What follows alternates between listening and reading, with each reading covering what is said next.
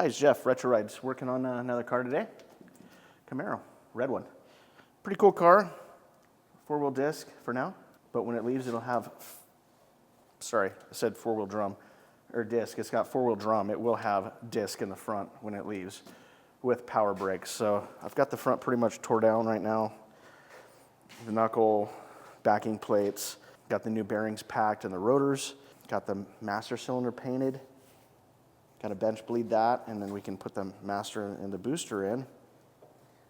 And yeah, we're doing some Wilwood brakes on it. These are the first Wilwoods I've done that I've seen like this. They're really cool. They're like a rather than doing the slip-in pads, they're a dual piston, super nice caliper. So super nice. Super nice. Eric says they're super nice too. So that guy. So the knuckles are in the powder coating oven right now because they come raw. So we powder coated those black, and then when we assemble everything, it'll look all nice and new and shiny. So yeah, pretty cool. Got the front brakes on it, the spindles all installed, bearings packed, calipers, brake lines.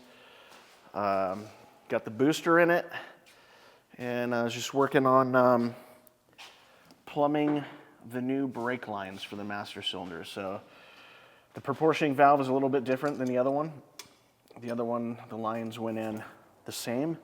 This one, they go in one top and one bottom, and then one behind. A little different setup. Plus, there was only one fitting that was the same as this. So I ended up reflaring all three lines so they have all new fittings that match and they're all clean. That'll be nice, rather than three different sizes.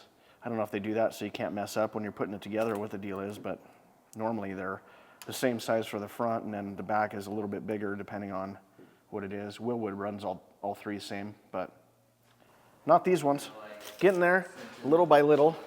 Still got to align this one, and it's getting a new radio.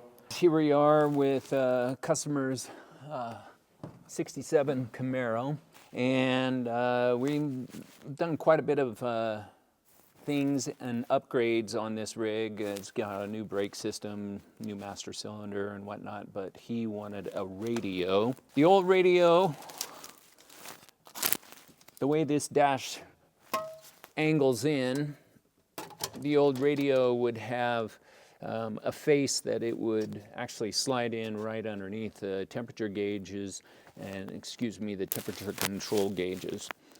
Well, we've got an aftermarket radio that we use for a lot of our builds.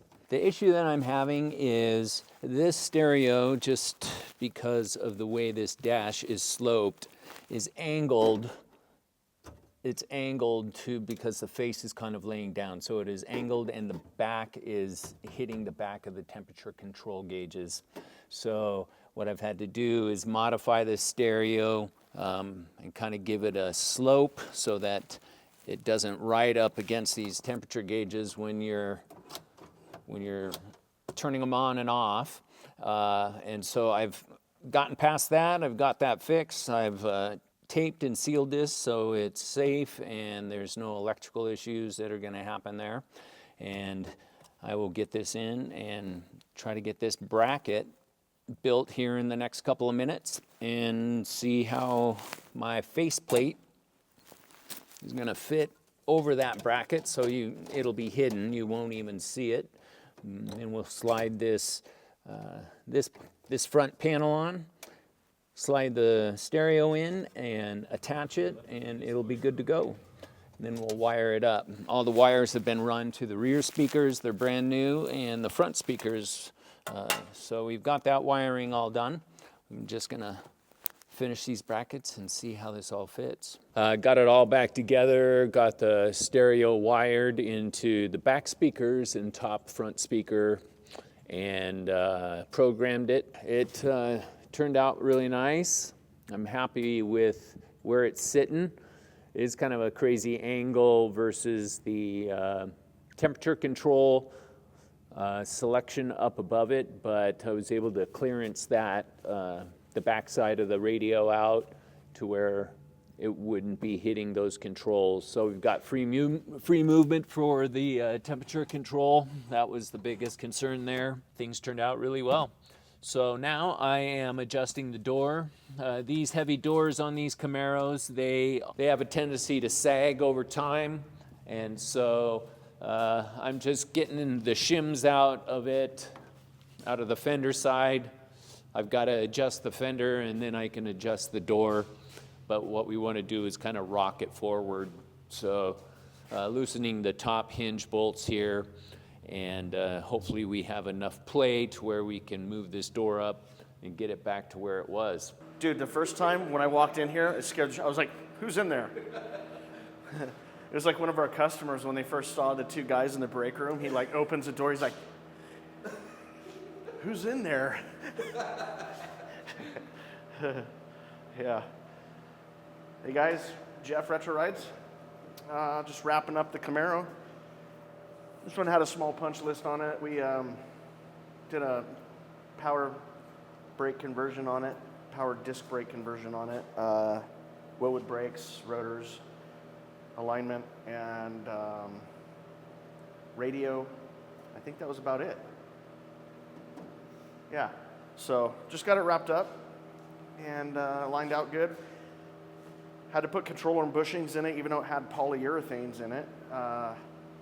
For some reason, they didn't put the crush sleeves in it on the right front control arm, so the bushing was just like the wheel was laid in, and the bushing is worn because with no crush sleeve, it's sloppy in the hole. So anyway, put new bushings in it. Master cylinder, got it all bled out, and then Devin did the radio in it. This car had a radio just sitting in it, so it had nothing. It was just basically an old 2-post radio, no wiring or anything. So Devin pulled the back seat out of it, wired the speakers from the back all the way to the front, and then made everything work. So should be going home today, I believe. But yeah, just a quick one on this. So small punch list, but sometimes they're nice to have a quick, small job to get it in and out. You know, some of these bigger ones take up a little time and you run into roadblocks and stuff. But yeah, pretty cool car. Hopefully they're stoked on it.